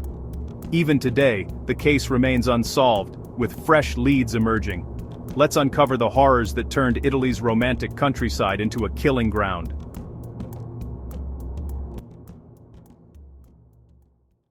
The saga began on a sultry summer night, August 21, 1968, in the quaint village of Lastra a Signa, just outside Florence. Barbara Locci, a 32-year-old housewife entangled in affairs, and her lover, Antonio Lobianco, a 29-year-old bricklayer, were parked in a secluded spot, sharing a stolen moment while Barbara's 6-year-old son slept in the back seat. Suddenly, shots rang out from a .22 caliber Beretta pistol. Both were killed instantly, Antonio with 4 bullets. Barbara with 3. Miraculously, the boy survived unharmed and was found wandering nearby, claiming a man had carried him to a doorstep. Police quickly arrested Barbara's husband, Stefano Mele, a Sardinian immigrant who confessed after hours of interrogation, claiming jealousy. But inconsistencies arose. He implicated others, and ballistics linked the gun to a 1961 theft in Sardinia. Mele was convicted and sentenced to 14 years, but many doubted his guilt. This murder would later be tied to a pattern, but at the time it seemed like a crime of passion. 6 years passed before the monster struck again, but the modus operandi was chillingly similar. On September 14, 1974, in Borgo San Lorenzo, 18-year-old Stefania Pettini and her 19-year-old boyfriend Pasquale Gentlecore were making out in Pasquale's Fiat 127 when the killer approached. He fired through the window, killing Pasquale instantly and wounding Stefania, then dragged her out, stabbed her 97 times, and mutilated her genitals with a vine branch. No robbery, no clear motive, just savagery. Ballistics matched the 1968 crime, same .22 Beretta, same Winchester Series H bullets with a manufacturing flaw. Police realized they had a serial killer, but leads were scarce. The press dubbed him Il Mostro di Firenze. Der Motor ans. I your dom an Stitcher. I door. Sirens and panic spread among young couples in the region.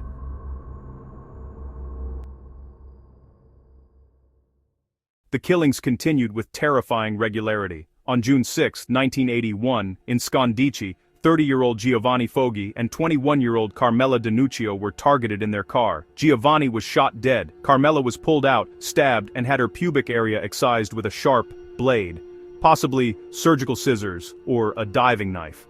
Just 4 months later, on October 22, 1981, in Calenzano, Susanna Cambi, 24, and Stefano Baldi, 26, met the same fate: shot, dragged, mutilated. Then, on June 19, 1982, in Monspertoli, Antonella Migliorini, 19, and Paolo Menardi, 22, were attacked. Paolo briefly escaped but crashed his car. The killer finished him off but fled as headlights approached, leaving the scene messy. Ballistics again matched. Italy was in uproar. Vigilante groups patrolled lovers' lanes, and the public demanded answers. The monster's reign of terror peaked in the mid-80s. On September 9, 1983 in Galuzzo, he mistakenly targeted 2 German tourists, Horst Wilhelm Meyer and Jens Uwe Rusch, both 24, thinking they were a couple due to their long hair. Both shot dead but no mutilation since they were male. Then, July 29, 1984, in Vicchio, Claudio Stefanacci, 21, and Pia Rontini, 18, killed and mutilated. The final known strike, September 8, 1985, in Scopeti, where French tourists Nadine Morio, 36, and Jean-Michel Kravitchvili, 25, were camping. Nadine was shot and excised. Jean-Michel stabbed while trying to flee. A taunting letter with a piece of Nadine's flesh was mailed to prosecutors, but it yielded no clues. In all, 16 victims, all couples, interrupted in intimacy, all in rural Florence outskirts. The killer's signature, 22 Beretta, precise shots, post-mortem mutilations on women, suggesting a fetish or ritual. But who was he?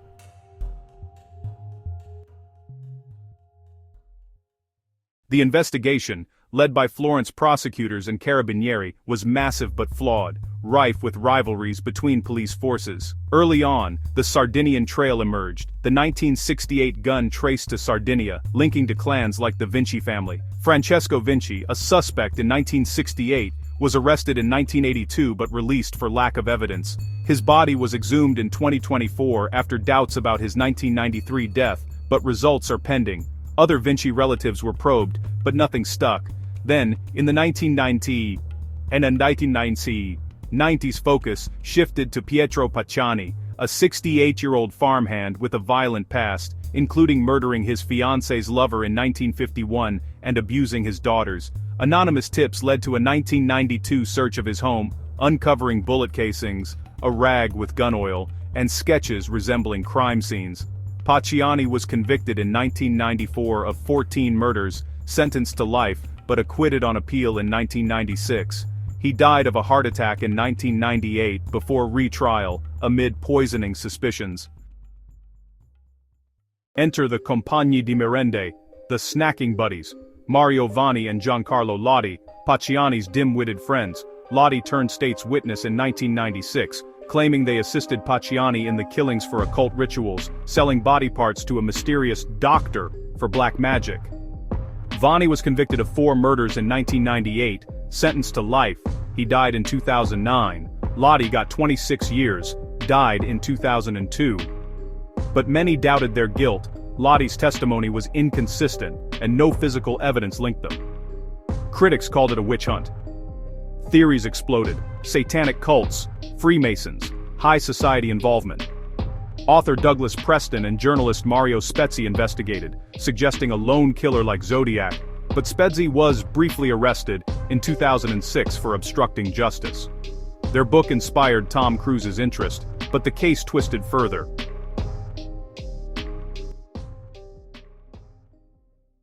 Conspiracies persist. Was it a cover-up by powerful elites? Some link it to the monster of Udine or other Italian crimes. Forensic psychiatrist Francesco Bruno proposed a sophisticated killer, perhaps a doctor, given the precise excisions. Others point to American Joseph Giusto, a former soldier who fled Italy after a 1983 double murder but was cleared, or ex-legionnaire Giancarlo Languasco, but no convictions beyond the buddies, widely seen as scapegoats. The Beretta was never found, though searched in rivers and fields. As of 2026, the case is unsolved, but hope flickers. A 2025 Netflix miniseries, The Monster of Florence, revived interest, focusing on the investigation's missteps. In 2022, victims' families pushed for reopened probes. Early 2024 brought DNA analysis by Dr. Lorenzo Iovino on a 2015 discovered bullet from the 1985 crime scene, potentially linking to a suspect. A December 2024 defamation conviction against a journalist highlights ongoing sensitivities. Podcasts and books keep theories alive, with Italian police quietly following leads, including US-Italy collaborations on suspect Giuseppe Bevilacqua. Genetic genealogy might crack it yet, but for now, Il Mostro's identity hides in Tuscany's mists. The victims' memorials stand as somber reminders, their families still seeking justice.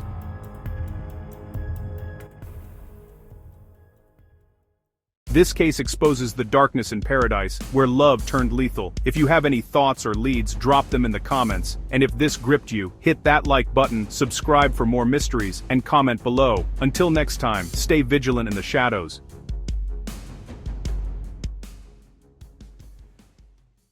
Welcome to True Night Crime, where we dive deep into the shadows of real mysteries that still haunt us today. Tonight, we step into a nightmare that unfolded in the heart of Cleveland, Ohio. The chilling case of Anthony Sowell, the Cleveland Strangler. In 2009, what started as a routine police visit to a rundown house on Imperial Avenue exploded into one of America's most gruesome discoveries. 11 women's bodies hidden in walls, crawl spaces, and the backyard, victims of a predator who lured the vulnerable into his lair.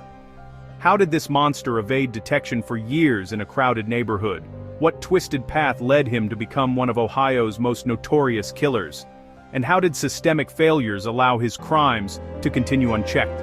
Prepare yourself as we explore this house of horrors, from Sowell's troubled origins to the haunting aftermath that still echoes in Cleveland today. Pause.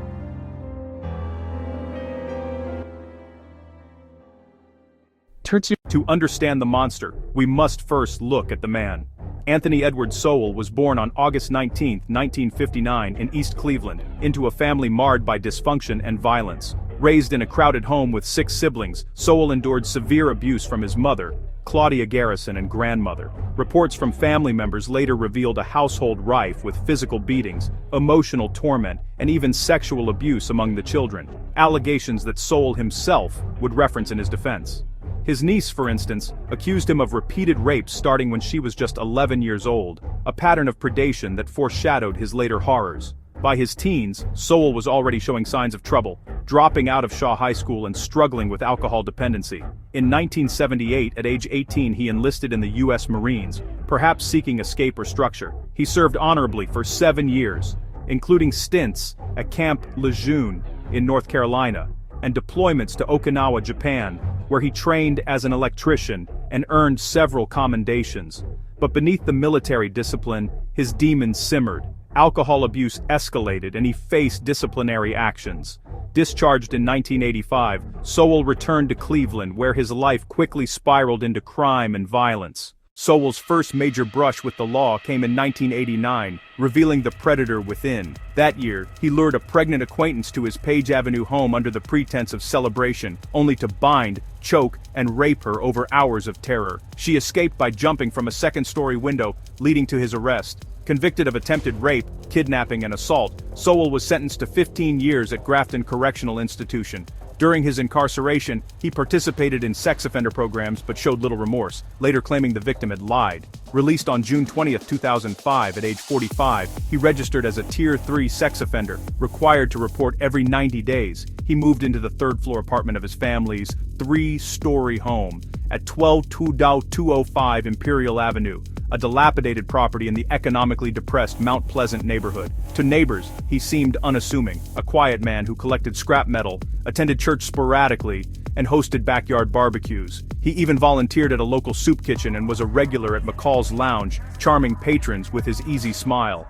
But this facade hid a deadly secret. Sowell was targeting vulnerable women, often those battling addiction or homelessness, luring them with promises of drugs or alcohol. His killings began around 2007, escalating as he grew bolder. The horror came to light on October 29, 2009, but warning signs had been ignored for years. Police arrived at Imperial Avenue to arrest Sowell on warrants stemming from a September 22 assault. A 36-year-old woman had gone to his home for beer, only to be punched, choked unconscious and raped. She escaped naked and bloodied, flagging down help, but Sowell remained free for weeks. When officers finally entered the house, they were overwhelmed by a putrid stench of decomposition, a smell neighbors had reported since 2007. Complaints to health inspectors and police were dismissed, attributed to Ray's Sausage Company next door.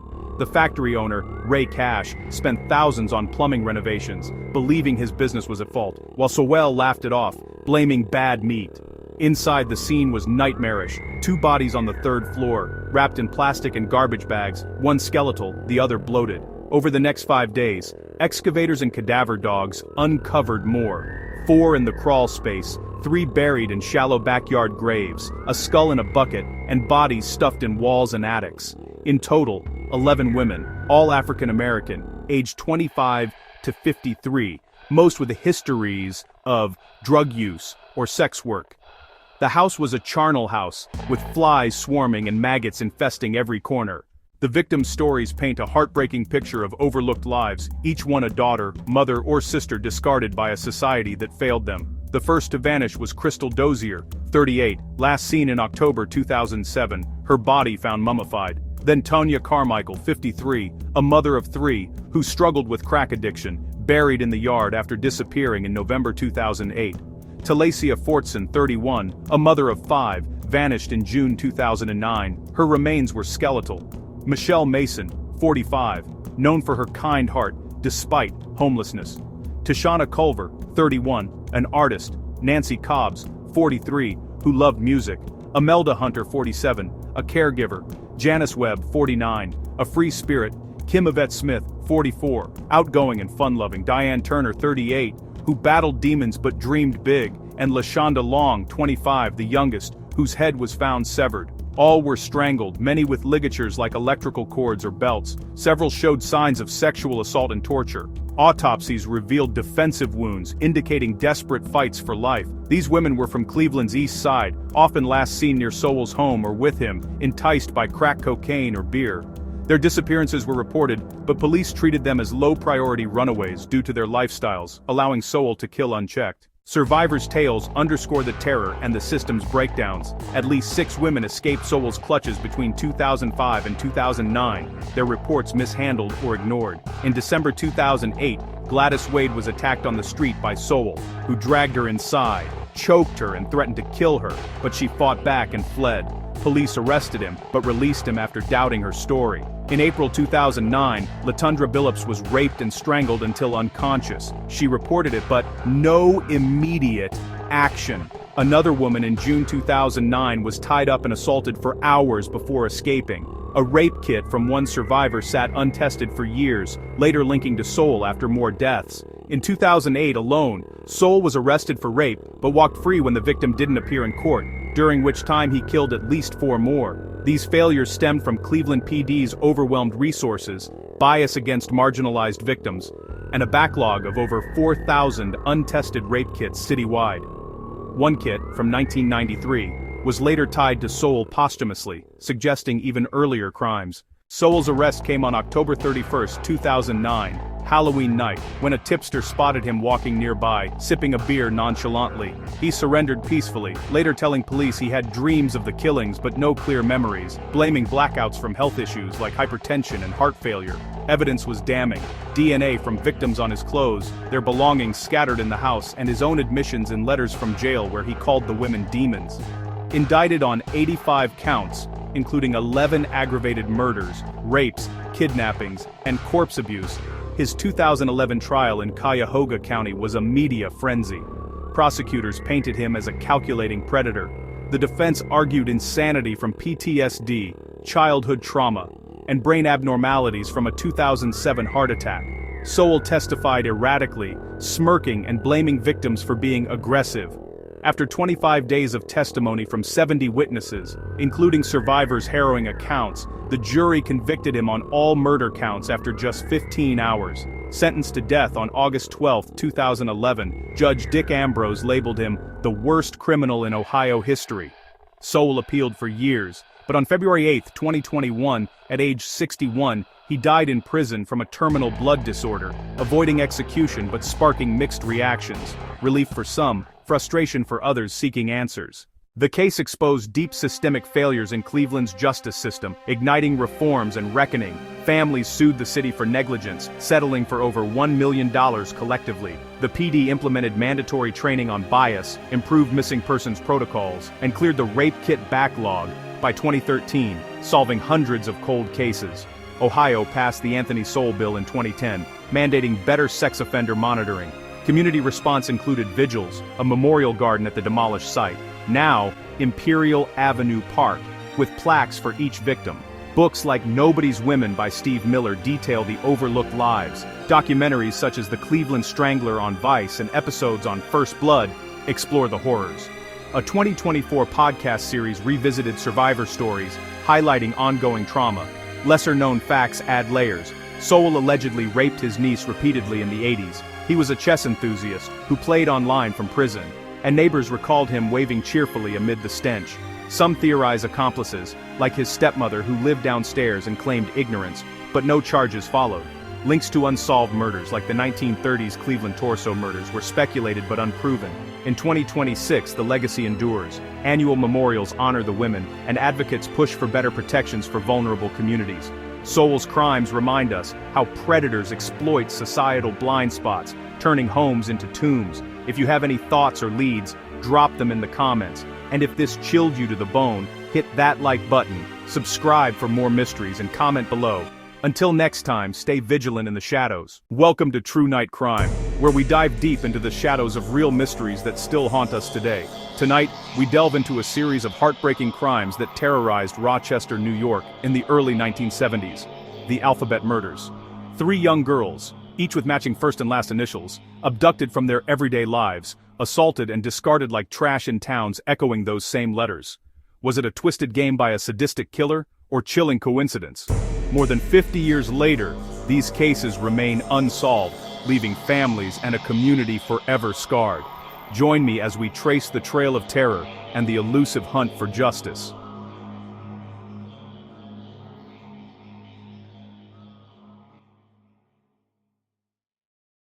The nightmare began on a chilly November afternoon in 1971, November 16th to be precise, in the working-class neighborhoods of Rochester, a bustling industrial city on the shores of Lake Ontario. 10-year-old Carmen Colon, a bright-eyed Puerto Rican girl with a gap-toothed smile, was sent on a simple errand by her grandmother, pick up a prescription from the local pharmacy on West Main Street. Carmen, known as Carmy to her friends, entered the store around 4:20 p.m., but the medication wasn't ready. She told the owner, "I got to go," and stepped back out into the fading light. Eyewitnesses saw her climb into a dark-colored car parked nearby, perhaps willingly, perhaps not. When she didn't return home, her family reported her missing by 7:50 p.m. Panic set in as searches fanned out, but hope faded fast.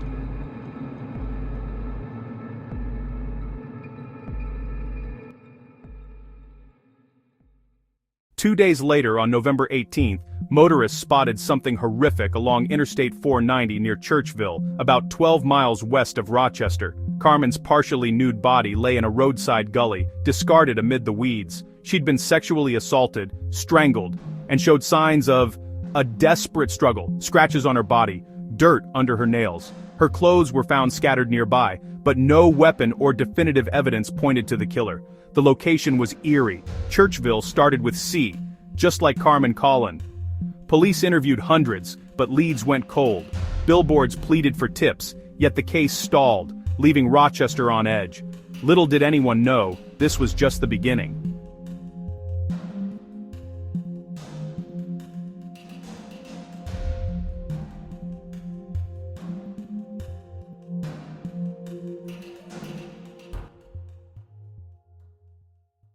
Over a year passed, and the city tried to heal. Then, on April 2, 1973, another girl vanished. 11-year-old Wanda Walkowicz, a feisty redhead from a large family, was sent to the corner deli on Conkey Avenue to grab groceries for dinner. It was around 5:15 p.m., raining lightly, as Wanda clutched her bag of tuna, bread, and milk. Witnesses saw her walking home, but she never made it. Her mother reported her missing that night, sparking another frantic search. The next day, her body was discovered by a state trooper in a rest area off Route 104 in Webster, again about 12 miles from Rochester. Webster, starting with W. Wanda had been raped, strangled, and redressed in her clothes, with food remnants suggesting she'd been fed before her death. Semen evidence was collected, but 1970s forensics limited its use. The similarities to Carmen's case were undeniable: same age range, same MO, same initial pattern. Fear gripped the community. Parents kept kids indoors, and the press dubbed it the double initial murders, or alphabet killings.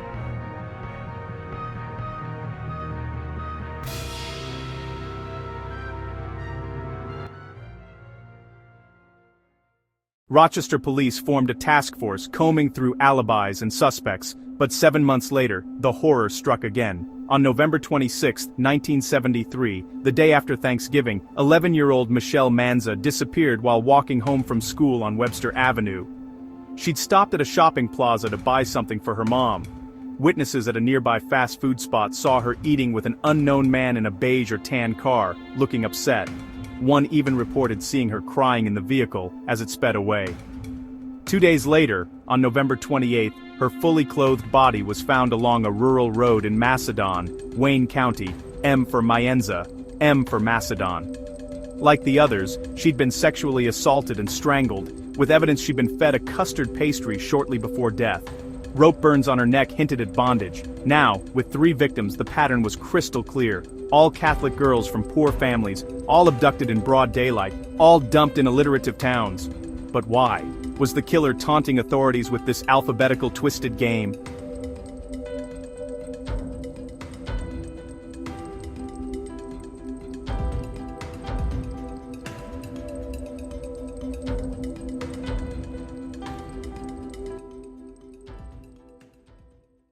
The investigation exploded, with over 800 officers from multiple agencies involved at its peak. They interviewed thousands, chased hundreds of leads, and even consulted psychics. Profiles suggested a local white male, 25-35, possibly a loner with a menial job, familiar with the areas.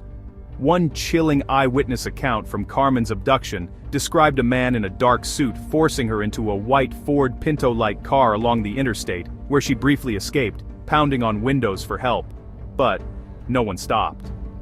Similar vehicle sightings popped up in the other cases, a tan or beige sedan for Wanda and Michelle. Police set up roadblocks, but the killer slipped through. Media frenzy compared it to the Zodiac, amplifying the terror. Yet, after Michelle, the murders stopped. Did the killer die, move, or go dormant?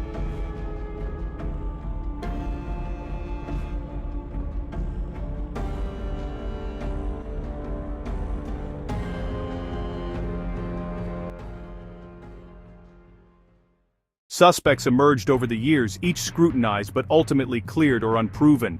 First, Miguel Colon, Carmen's uncle, who had a volatile relationship with the family and owned a car matching descriptions. He fled to Puerto Rico after her death and later committed suicide in 1991, but no hard evidence linked him.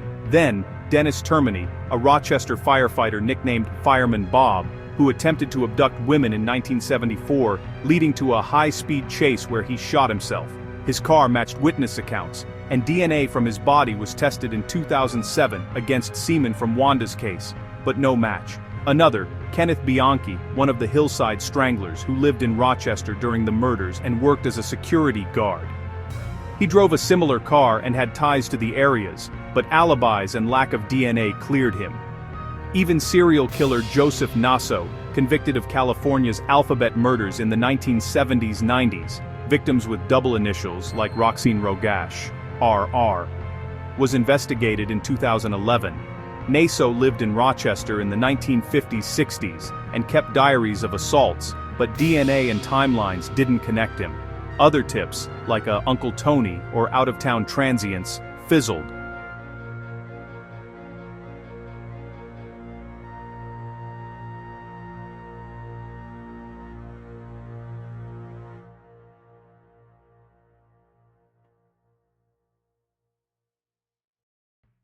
Theories abound.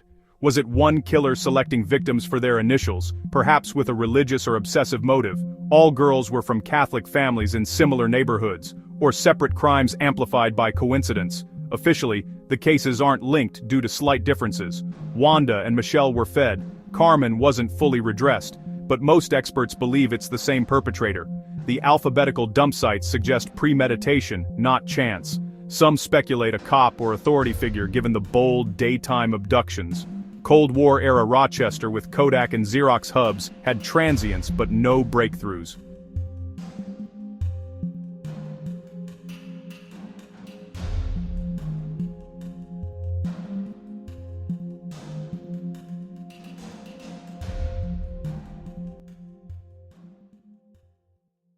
Fast forward to today. In 2026, the cases remain open with New York State Police, Monroe County Sheriff's Office, and Wayne County Sheriff's Office. Advances in DNA and genetic genealogy have been applied. Semen from Wanda's clothing was profiled in the 2000s, but no hits in CODIS. In 2021, 23, for Wanda's 50th anniversary, police renewed calls for tips. Michelle's case saw similar pleas. Families, like Michelle's mother who passed without answers, still seek closure. The girls are buried in Rochester cemeteries, their graves simple markers of lost innocence. If new tech cracks it, it could finally name the monster. But for now, the alphabet killer walks free in history's shadows. These murders remind us how evil can strike the vulnerable, turning ordinary days into eternal nightmares. If you have any thoughts or leads, drop them in the comments. And if this gripped you, hit that like button, subscribe for more mysteries, and comment below. Until next time, stay vigilant in the shadows.